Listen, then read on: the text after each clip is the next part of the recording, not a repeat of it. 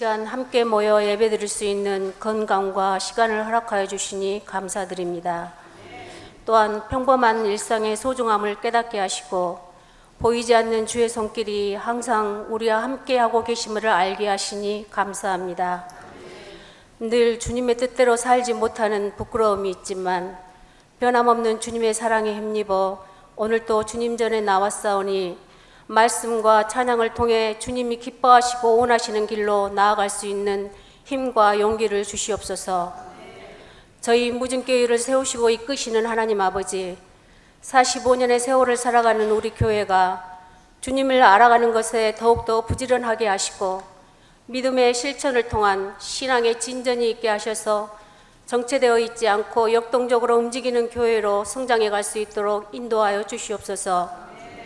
어린아이들의 웃음소리가 끊이지 않고 청장년들의 꿈과 열정이 살아 숨쉬며 노년의 지혜와 넉넉함이 함께하는 아름다운 모습의 교회가 될 수 있도록 은혜 내려 주시옵소서. 우리가 성령으로 살면 또한 성령으로 행할지니 헛된 영광을 구하여 서로 노엽게 하거나 투기하지 말지니라 하신 주님, 저희 마음속에 늘 성령이 함께 하심으로 시시때때로 성령을 통해 들려주시는 하나님의 말씀에 민감하게 반응하게 하시며 그의 사랑과 이끄심에 힘입어 주의 뜻에 합당한 길로 나아갈 수 있도록 인도하여 주시옵소서.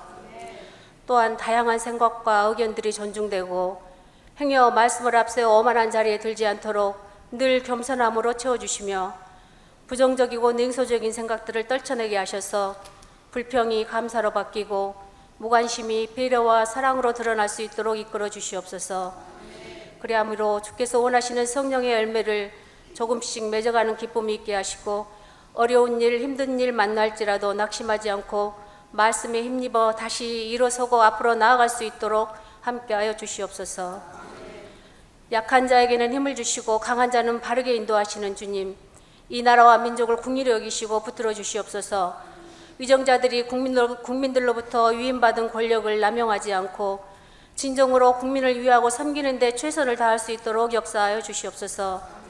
또한 무너진 교육 현장이 회복되고 어려운 경제가 살아날 수 있도록 도와주시며 평범한 시민들이 마음 놓고 길을 걸어갈 수도 없는 이 불안 사회로부터 노연할 수 있게 되기를 간절히 원하고 기도합니다. 따뜻한 가슴을 품고 이 땅에 오셔서 죽은 것들을 살리시고 주님 나라를 기대하며 일하는 모든 사람들의 삶 속에 함께 하시는 주님을 노래합니다. 우리의 힘과 위로가 되어주시고 지치지 않도록 붙들어 주시며 주의 능력으로 늘 함께하여 주시옵소서. 말씀을 전하시는 목사님의 건강을 지켜주시고 연로하신 권사님들과 부모님들의 삶을 주장하여 주시며 뜻하지 않게 건강에 어려움을 당해 고생 중에 있는 지체들을 치료의 손길로 어루만져 주시고 위로하여 주시옵소서. 여기 함께 모여 예배하는 우리 모두의 한날 한날이 주님의 사랑과 소망의 시간들로 채워질 수 있도록 은혜 내려주시기를 바라오며 우리를 구원하여 주신 예수님의 이름 받들고 감사하며 기도드립니다. 아멘. 구약성경 613쪽 역대상 4장 9절 10절 교독하십시다. 야베스는 그의 형제보다 귀중한 자라. 그의 어머니가 이름하여 이르되 야베스라 하였으니 이는 내가 수고로이 낳았다 함이었더라.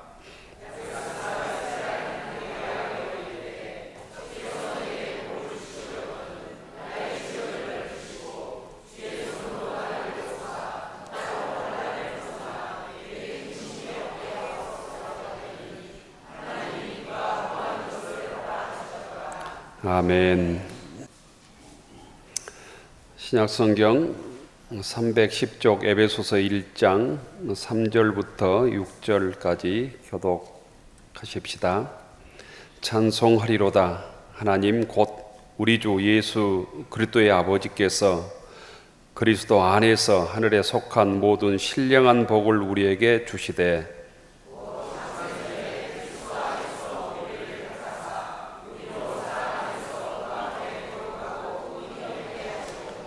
그 기쁘신 뜻대로 우리를 예정하사 예수 그리스도로 말미암아 자기의 아들들이 되게 하셨으니 이는 그가 사랑하시는 자 안에서 우리에게 거저 주시는 바 그의 은혜의 영광을 찬송하게 하려는 것이라. 아멘. 찬양해 주신 성가대 감사드립니다. 성가대 찬양 제목이 달리다쿰입니다. 달리다쿰. 이 말은 성경에 나오는 말인데 소녀야 일어나라라는 아람어입니다. 아람어. 성경에 아람어가 꽤 많이 나오는데 에바다, 엘릴리, 라바사박단 이게 다 예수님 시대 때 많은 사람들이 썼던 아람어라고 하는 말입니다. 달리다쿰이라는 말은 소녀야 일어나라. 달리다라는 말이 소녀고요. 쿰이라는 말이 일어나다 이런 뜻입니다. 마가복음 5장에 보면 회당장 야이로의 딸 12살 먹은 야이도 딸이 열병에 의해서 세상을 뜨게 됩니다. 그때 예수님께서 가서 죽지 않았다. 소녀를 향해서 달리다쿰 했을 때 소녀가 다시 일어나지요. 그게 찬양의 오늘 제목이었습니다.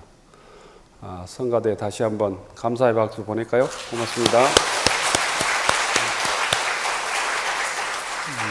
8월 마지막 주일입니다. 무더위를 이기고 주회전에 나오신 모든 교우들에게 하나님의 은혜와 축복이 함께하길 주의 이름으로 축원합니다.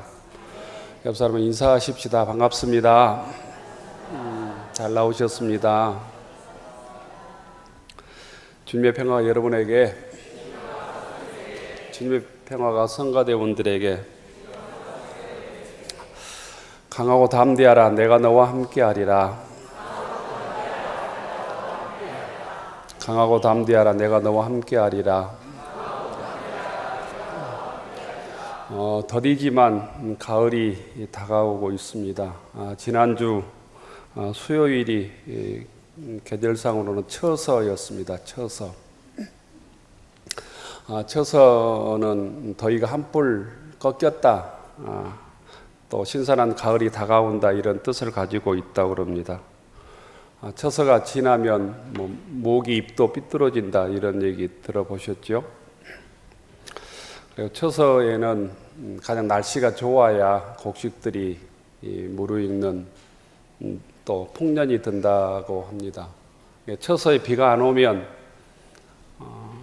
심리에 나락 소위 벼천섬이 늘고 처서에 비가 오면 나락 천섬이 준다고 했습니다.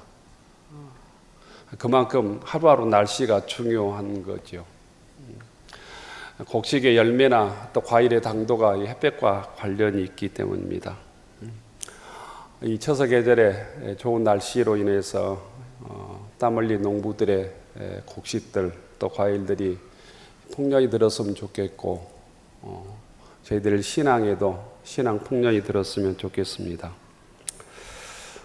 지난 주일에 제가 드린 말씀 중에서 우리나라 사회를 평온하는 말 중에 하나가 분노 사회다 이런 말씀을 드렸는데 분노할 수밖에 없는 우리 사회 현실이 계속되고 있습니다. 요즘은 국민을 업신여기고 또 악하고 무능한 정부 아래서 국민으로 사는 일이 쉽지 않구나 이런 생각을 뼈저리게 합니다.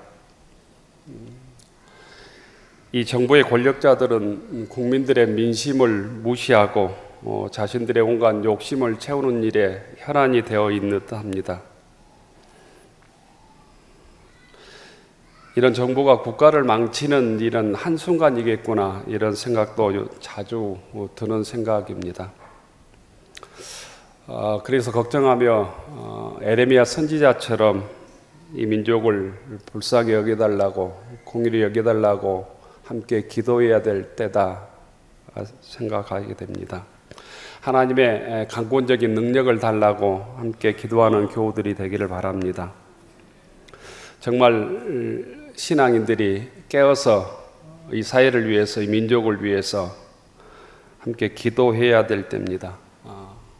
사무엘서 7장에 보면 이스라엘 민족이 위기에 처했을 때 사무엘 선지자를 중심으로 미스바에 모여서 회개하며 기도했던 말씀이 나옵니다. 하나님의 도우심, 하나님의 긍휼하심을 간절히 기도했던 미스마 성회처럼 우리가 예배 때마다 또 시간을 정해서 이 나라를 위해서, 이 민족을 위해서 기도해야 될 때입니다. 현 정부와 권력자들 때문에 국민들의 스트레스 지수는 갈수록 높아가고 또 국민들의 분노는 극에 달해 있습니다. 국민들의 일상의 삶도 고단하고 힘든데 이 정부가 하는 일을 보면 그야말로 엉망진창이라고밖에 표현할 수 없는 모습을 우리가 보고 있습니다. 기호크 일본은 8월 24일 목요일 오후 1시 3분에 후쿠시마 원전 방사능 오염수를 쏟아붓기 시작했습니다. 후쿠시마 제1원전에 보관 중인 오염수가 총 134만 톤이라고 합니다. 이 134만 톤을 30년 이상 기간 동안에 바다에 방류하는 첫 단추를 연 것입니다. 도쿄전력은 하루에 460톤씩 방류한다고 발표했습니다. 30년 이상 바다에 방류하면 바다 생태계가 어떻게 될지 어떤 누구도 어떤 과학자도 단언할 수 없습니다. 이후 국가 자국 시민들, 어민들의 우려는 무시하고 전 세계가 한 번도 경험하지 못한 원전 폭발 사고 오염수를 바다에 방류를 시작한 것입니다. 수산업에 종사하는 수많은 어민들, 그와 관련된 각종 산업들, 또 수산업을 취급하는 식당 등에 일하는 국민들의 한숨과 눈물이 얼마나 흘려야 될까 생각하면 안타깝습니다. 국민들, 특히 우리의 후손들, 우리 어린아이들의 건강을 담보하지 못한 때가 이미 되었습니다. 이미 전복값은 반토막 났다고 그러죠. 그리고 촌일염 소금은 이미 몇 배로 올랐습니다. 우리 교회도 4만 20kg 천일염을 4만 3천 원에 제가 10포를 구입한 것 같아요. 보통 한 8천 원, 만 원 해야 적정가 아닙니까? 얼마나 오를지, 또 얼마나 불안한 상태에서 우리가 소금을 먹어야 될지도 알 수 없습니다. 그런데 정말로 기가 막히는 것은 후쿠시마 오염수 방류에 대한 우리 정부의 태도이지요. 국민들과 함께 정부의 명운을 걸고 국민들을 보호해야 될 국가의 책임을 진 사람들이 오염수 방류를 막았고 반대해야 될 곧 윤석열 정부가 후쿠시마 오염수 방류를 도리어 찬성하고 나섰습니다. 대통령실에서는 오염수 방류를 찬성하는 홍보물까지 만들어서 배포하고 있습니다. 기가 찰 노릇입니다. 윤석열 정부는 일본의 대변인 역할을 자처하고 나선 듯합니다. 그럼에도 불구하고 국민들 30% 이상은 또 그 정부를 찬성하고 있습니다. 우리나라 국민이라면 또 상식적인 사람이라면 정신이 올바르다면 도저히 할 수 없는 일을 서슴없이 행하고 있습니다. 민족과 역사에 부끄러운 죄를 짓는 모습과는 반대로 오염수 방류를 반대하는 단체나 사람에 대해서는 선동과 괴담을 퍼뜨리고 있다고 위협합니다. 정권의 반지하들을 향해서는 검찰을 동원해서 협박하고 방송만 장악하면 자기의 뜻대로 할 수 있다고 생각하는 듯합니다. 정말 정부에 묻고 싶습니다.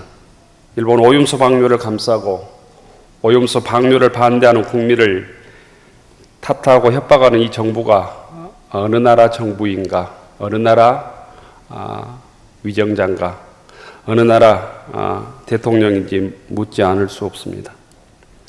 오늘 이런 모습을 보면서 1910년 한일 합방이 단방에 이해가 저는 되었습니다.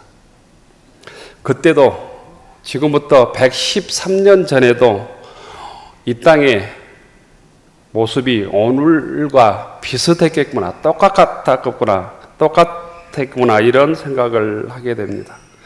한일 합방 때도 이때처럼 지금처럼 권력자들이 한일 합방을 온갖 궤변과 요술로 국민들을 현혹하고 합리화했겠구나 이런 생각을 하게 됩니다.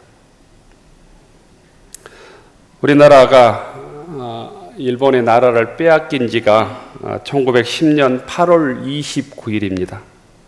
1910년 8월 29일이 나라를 일본에 빼앗긴 경술 국치일입니다. 이로써 36년간의 일제 강점기가 시작이 됩니다. 이에 앞서 우리나라 주권은 1905년 을사 조약으로 외교권을 일본에 양도하게 시작합니다. 그 외교권을 일본에 양도하는 데 찬성했던 5명의 사람들을 우리가 을사오적이라고 부릅니다. 을사오적 신, 대신들이라고 부르기도 하죠. 을사오적은 1905년 11월 17일에 대한제국에서 을사늑약의 체결을 찬성했던 사람들입니다. 우리는 흔히 이완용 정도를 알고 있습니다. 이완용의 직책이 그때 학부 대신이었습니다. 학부 대신, 지금으로 얘기하면 교육부 장관입니다. 군부 대신 이근태, 곧 국방부 장관입니다. 내부 대신 이지용, 지금으로 얘기하면 행정안전부 장관입니다. 외무 대신 박재순, 외무부 장관입니다. 농상상공부 대신 권중현, 지금으로 얘기하면 농림부 장관입니다. 그때 최고의 권력자들이 곧 을사늑약에 찬성을 한 것입니다. 이 사람들을 역사는 매국노라고 일컫고 있습니다. 그 당시에 최고의 권력을 가지고 있었던, 소위 또한 최고 학부를 졸업하고 최고의 공부를 했던 지식인들이라고 말할 수 있는 사람들입니다. 1905년 을사늑약으로 외교권을 포기하고 통감부가 설치되므로 실질적으로 주권이 상실되고 일제 식민지가 시작된 것입니다. 그런데 그때 당시에도 지금처럼 을사오적은 온갖 궤변과 요술로 한일 합방의 정당성을 역설했습니다. 실제로 이완용은 을사늑약을 잠시 외교권을 일본에 맡겨놓을 뿐이다라고 언론 풀이를 수없이 많이 했고 항변을 늘어놓았습니다. 이완용은 1887년에 미국에 소위 유학까지 갔다 온 인물입니다.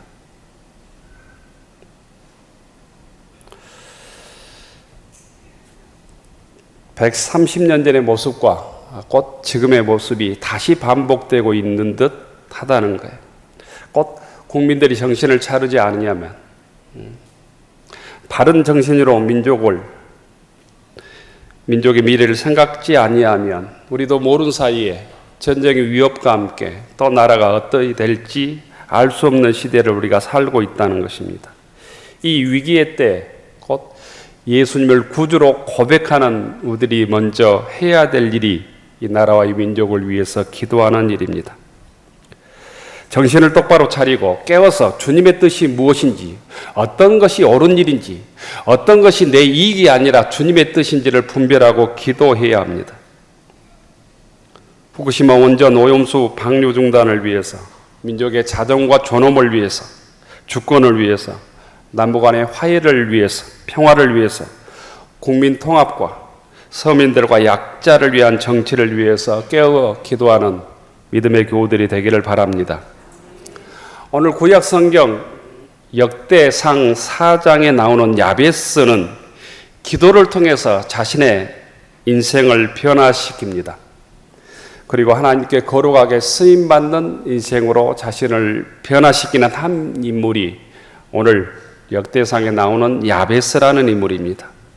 저희들도 야베스와 같이 하나님께 기도함으로 우리의 인생을 변화시키고 우리 민족의 삶을 변화시키는데 일조하는 믿음의 교우들이 되기를 축원합니다. 역대상 4장을 흔히 야베스의 기도라고 우리는 부릅니다. 야베스의 기도. 이 성경 말씀이 유명해진 것은 미국의 브루스 일킨슨이라고 하는 사람이 야베스의 기도라고 하는 책을 쓴 이후부터입니다. 우리나라에도 2004년쯤 야베스의 기도가 번역되어서 꽤 많은 사람들에게 팔리고 베스트셀러가 된 적이 있습니다. 야베스는 사람 이름입니다. 야베스라는 이름을 처음 듣는 분도 계실 텐데 성경에서는 딱 한 번 이 역대상 4장에 등장합니다. 그런데 왜 성경에 한 번밖에 등장하지 않는 이 야베스라는 낯선 이름이 많은 사람들에게 은혜가 될까? 많은 사람들에게 주목을 받는가? 그 이유는 간단합니다. 그가 했던 짤막한 기도 때문입니다. 야베스는 말씀드린 대로 역대상 4장 9절부터 10절에 딱 한 번 등장합니다. 성경을 통독해 보신 교우들은 알겠지만 역대상 1장부터 9장까지가 곧 이스라엘 민족의 족보로 되어 있습니다. 성경을 읽는 사람으로 하여금 가장 인내를 요구하는 성경이 역대상입니다. 역대상 1장부터 9장까지를 일반적으로 성경의 수면제라고도 부르기도 합니다. 성경의 수면제. 여기는 이스라엘 민족의 족보가 기록되어 있기 때문이에요. 이런 이야기가 있죠. 교회 처음 나온 성도가 새신자 교육을 받고 목사님이 성경을 읽어라 이렇게 권면하니까 성경을 펼쳤는데 역대상 1장이 나왔다. 1장에 보면 아담, 셋, 에노스, 게난, 마라랄, 아렛, 에녹, 무두셀라, 라멕, 노아, 함, 쭉 이름들이 나옵니다. 그걸 읽다가 이 새신자가 성경은 족보책이구나 이렇게 생각을 하고 신약을 펼쳤는데 마태복음 1장이 나왔답니다. 1장에 보면 아브라함이 이삭을 낳고 이삭이 야곱을 낳고 야곱은 그 유다와 그 형제를 낳고 낳고가 계속 반복됩니다. 그래서 이 새신자는 성경은 산부인과 책이구나 이렇게 생각을 했다는 얘기도 있어요. 역대상 1장부터 9장까지의 족보 이름이 몇 명이나 기록되어 있냐? 500명쯤 기록되어 있습니다. 500명쯤. 제가 다 세봤어요. 세볼 필요 없습니다. 누구 자손은 누구이고 누구 자손은 누구이고 누구는 누구를 낳고 누구는 누구를 낳고 아무 관심이 없지만 여러분들 족보에 여러분들 다 족보가 있잖아요. 여러분들 족보에 내 이름이 빠졌다고 하면 아주 큰일이잖아요. 그것처럼 이스라엘 민족에게는 이 족보가 아주 생명처럼 귀한 이름들이에요. 우리는 이름도 모르고 관심이 없지만 이 재미없는 족보가 왜 기록되었을까? 기록될 만한 이유가 있었기 때문이에요. 그 이유를 모든교회 교우들이 이해하는 게 곧 신학적 사고를 하는 일이에요.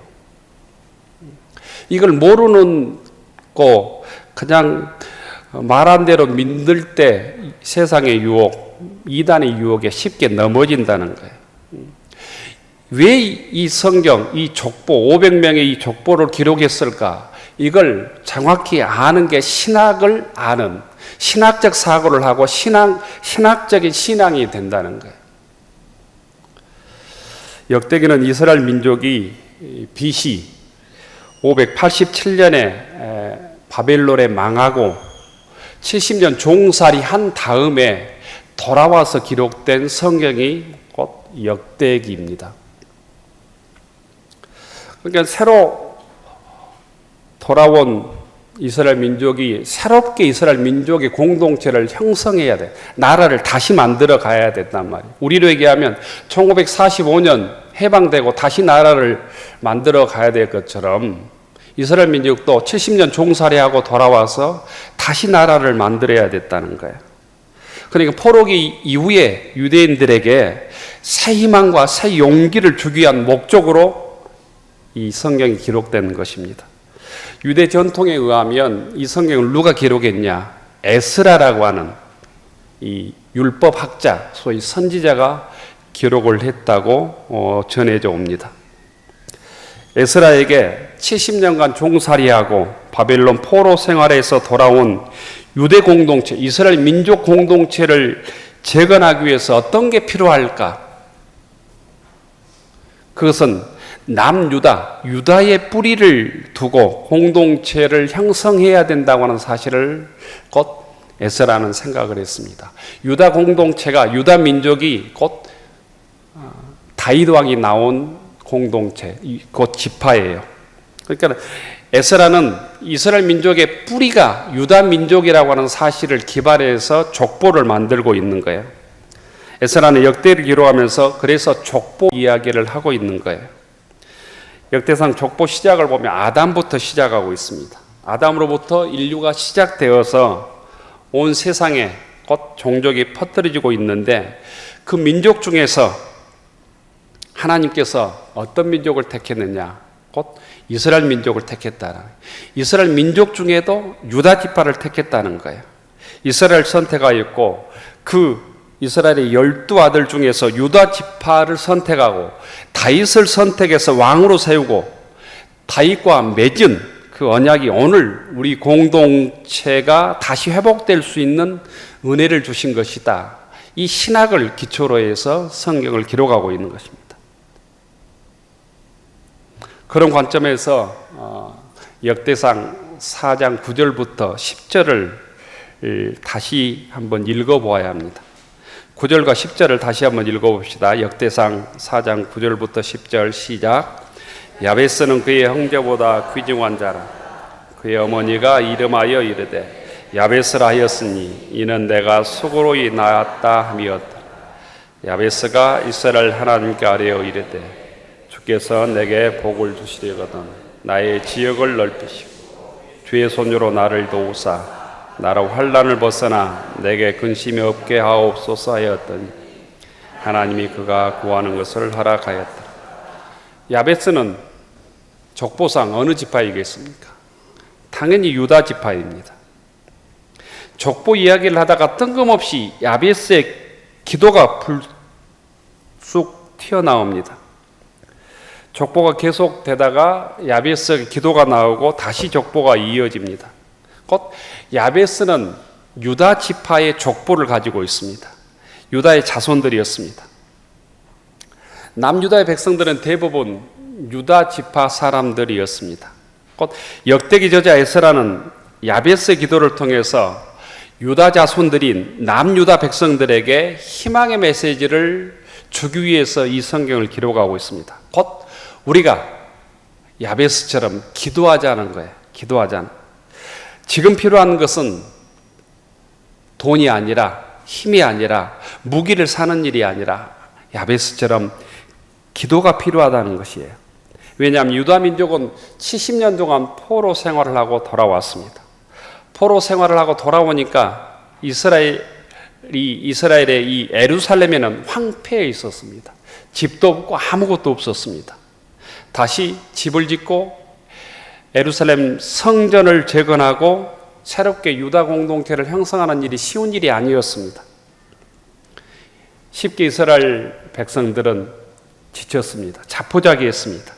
이때 에스라는 야베스의 기도를 통해서 이스라엘 백성들에게 희망을 선포하고 있는 거예요. 우리가 아무것도 없지만, 집도 소위 절도 없지만, 성전도 없지만 야베스처럼 기도하면 하나님께서 응답해 주실 것이라고 하는 사실을 알리고 있는 거예요. 유다 자손들의 이야기를 하면서 이 야베스의 기도를 언급하고 있는 이유가 거기에 있습니다. 에스라는 이 야베스 기도를 통해서 무엇을 알려주고 싶어 했을까? 첫째로는 유다 백성들에게 종살이하고 돌아온 자존감 떨어져 있는 백성들에게 우리 민족은 유다 지파들은 존귀한 존재라고 하는 사실을 말하고 싶었습니다. 야베스는 그의 형제보다 존귀한 자라. 9절에 그렇게 말씀하고 있습니다. 야베스는 그의 형제보다 존귀한 자라, 귀중한 자라. 곧 야베스가 다른 형제보다 존귀하고 귀중한 것처럼 이스라엘 지파 중에서 유다 지파가 다른 지파보다 더 존귀하다, 하나님께 선택한 지파다라고 하는 사실을 깨닫게 하고, 그러므로 이 어려움을 이겨내자고 말씀하고 있는 것입니다. 사람들은 야베스를 통하여 고통을 불러오는 사람이라고 다 손가락질했지만 야베스는 그 기도를 통해서 고통을 이겨내고 하나님께 귀중한 자로 쓰임을 받았다고 말하고 있는 것입니다. 교우 여러분, 우리가 부족할지라도, 연약할지라도, 약함이 있을지라도 야베스처럼 기도함으로 그 약함을 이겨내고 하나님께 존귀한 자로, 귀중한 자로 쓰임받는 교우들이 되기를 바랍니다. 두 번째로, 에스라는 포로귀한 공동체에게 힘들고 고통스러울 때 복을 주실 것을 약속하신 그 하나님의 약속을 믿고 기도해야 된다고 하는 사실을 이 야베스의 기도를 통해서 이스라엘 민족에게 선포하고 있는 것입니다. 야베스는 하나님께 이렇게 기도하죠. 주께서 내게 복을 주시려거든 지역을 넓혀 주십시오. 주의 손으로 나를 도와주십시오. 환난을 벗어나서 근심이 없게 하여 주십시오. 이렇게 기도했다고 말씀합니다. 자신의 욕망의 기도가 아닙니다. 하나님의 약속에 의지해서 기도하고 있는 거예요. 주님께서 나에게 복을 주시려거든 하나님께서 약속하신 것처럼 나의 지경을 넓혀 주십시오. 지경을 넓혀 주십시오. 주의 손으로 나를 도와주십시오. 환난을 벗어나게 해주시고 근심을 물리쳐 주십시오. 이렇게 기도하고 있는 것입니다. 곧 하나님께서 야곱 이 족속에게, 12지파 족속에게, 또 다윗에게 하나님께서 계약을 맺으셨기 때문에 내가 너를 도와주겠다, 너의 지역을 넓혀주겠다, 환난이 없도록 해주겠다, 다윗 왕에게 이미 다윗과의 계약을 맺으신 하나님, 그 약속을 믿고 기도하라는 거예요. 교회 여러분, 우리가 뜬금없이 그냥 내 욕망을 채우기 위해서 기도하는 것이 아니라 하나님의 약속을 믿고 우리가 기도해야 합니다. 하나님의 말씀에 의지해서 기도해야 됩니다. 주님께서는 구하고 찾고 두드리라고 우리에게 이미 말씀해 주셨습니다. 그리고 요한복음 15장 보면 너희가 내 안에 거하고 내가 내 말이 너희 안에 거하면 무엇이든지 원하는 대로 구하라. 그리하면 이루리라. 약속해 주셨다는 거예요. 그 약속을 믿고 기도하라는 거예요. 오늘 성경에 보면 야베스는 그 형제보다 존귀한 자라고, 귀중한 자라고 말씀합니다. 야베스라는 이름은 고통이라는 뜻을 가지고 있습니다. 고통, 아픔, 슬픔, 이런 뜻을 가지고 있습니다. 그래서 현대인의 성경에서 보면 이렇게 번역을 하고 있습니다. 그의 어머니가 그를 낳을 때 무척 고생하였으므로 그의 이름을 야베스라 지었는데 이것은 고통이라는 뜻이다. 이렇게 번역을 하고 있어요. 야베스 어머니가 야베스를 낳다가 많이 아팠는지, 뱃속에 있을 때 아버지가 돌아가셨는지, 태어나고 그 집에 어떤 불행이 닥쳤는지 알지 못하지만 어머니가 그의 이름을 야베스라고 지었습니다. 고통이라고 지었다는 것. 여러분 이름 중에 고통이라는 뜻을 가지고 있는 이름이 있습니까? 학자들이 가면 이 야베스는 장애인으로 태어났을 것이다 이렇게 짐작을 해요. 소아마비나 뇌성마비나 이런 지체 장애인으로 태어났을 것이다. 그래서 그 부모가 고통이라는 야베스로 지었을 것이다. 이게 추측을 합니다. 야베스는 이 야베스의 어머니는 야베스를 낳고 즐거운 것이 아니라 고통스러웠다는 거예요. 야베스는 어린 시절을 고통을 안고 태어났고 고통스러운 어린 시절을 보내고 많은 사람들에게 놀림을 받았을 것입니다. 그런데 놀라운 일이 생긴 것이죠. 야베스가 그 고통을 극복하기 위해서 하나님께 기도했다는 거예요. 그래서 존귀한 자, 귀중한 자가 되었다는 것입니다. 야베스가 존귀한 자가 된 가장 중요한 이유는 오늘 성경에서는 짤막한 그 기도 때문이었다고 말씀합니다. 야베스는 하나님께 입을 열어서 이렇게 기도합니다. 하나님 아버지, 나로 말미암아 우리 집에 고통이 왔다고 합니다. 나는 장애를 가지고 태어났고 어린 시절을 참으로 불행 가운데 보냈습니다. 그러나 하나님께 제가 기도합니다.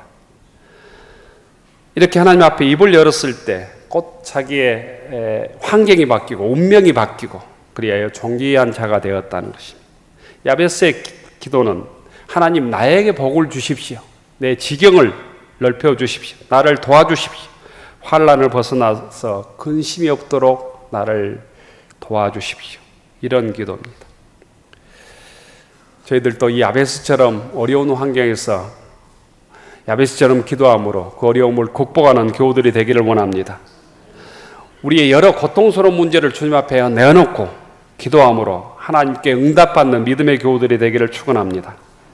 에스라는 우리가 약속의 말씀의 근거에서 무엇이든지 하나님께 당당히 요청하면 하나님께서는 약속을 하셨기 때문에 우리의 기도를 들어주실 것이라고 유대민족에게 선포하고 있는 것입니다. 야베스도 그렇지 않았느냐?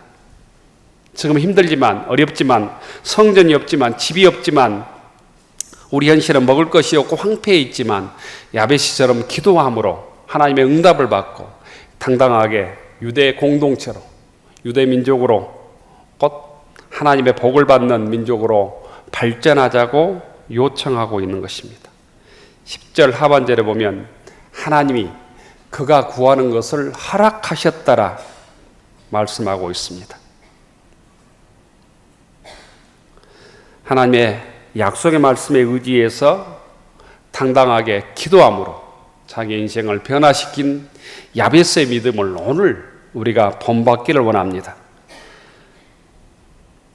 어떤 기도든 우리가 하나님 앞에 당당히 기도할 수 있는 것은 하나님의 자녀의 특권이고 하나님의 약속이 있기 때문입니다. 원하는 대로 구하라 그리하면 이루리라 주님께서 약속하고 있습니다. 이 사실을 굳게 믿고 나는 존귀한 자라 하는 정체성을 잊지 않고 복을 주신 하나님께 당당히 기도하는 믿음의 교우들이 되기를 주의 이름으로 축원합니다. 오늘 성경 에베소서 1장에서는 하나님께서 하늘에 속한 신령한 복을 우리에게 주셨다고 말씀하고 있습니다. 에베소서 1장 3절에 하늘에 속한 신령한 복을 하나님께서 우리에게 주셨다는 거예요. 하나님은 세상 창조 전에 우리를 이미 선택했다고 말씀하고 있습니다. 그 선택한 것은 우리를 사랑하셨기 때문이라고 말씀합니다. 예수님을 통하여 우리를 또한 구원해 주셨다고 에베소서 1장 3절 이하는 말씀합니다. 그 이유는 우리를 통해서 하나님의 영광을 드러내기 위함, 우리를 통해서 하나님의 은혜를 세상 속에 증거하기 위함이라고 말씀합니다. 하나님의 은혜를 우리를 통해서 찬양하기 위함이라고 말씀합니다. 우리에게 하늘의 신령한 복을 주신 하나님께 당당히 기도함으로 하늘의 신령한 복을 받고 하나님의 영광을 드러내며 하나님의 은혜를 찬양하는 무딘교회 모든 교우들이 되기를 주의 이름으로 축원합니다. 기도하겠습니다.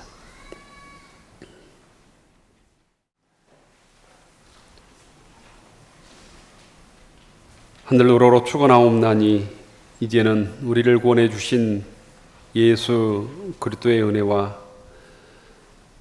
우리의 창조자 되신 하나님 아버지의 극진하신 사랑하심과 우리를 지키시고 힘주시며 우리를 도와주시는 성령님의 감동 감화 위로 교통하심이 야베스처럼 복의 복을 더하여 주옵소서. 나의 지역을 넓혀 주시옵소서. 주님의 손으로 나를 도우사 나로 하여금 환난을 벗어나게 하옵소서. 기도함으로 승리하며 믿음을 지키며 주님께 쓰임 받기로 다짐하는 교우들 머리 위에, 우리의 가정과 일터 위에, 우리의 자녀들 위에 이제로부터 영원까지 함께하여 주시기를 간절히 축원하옵나이다. 아멘.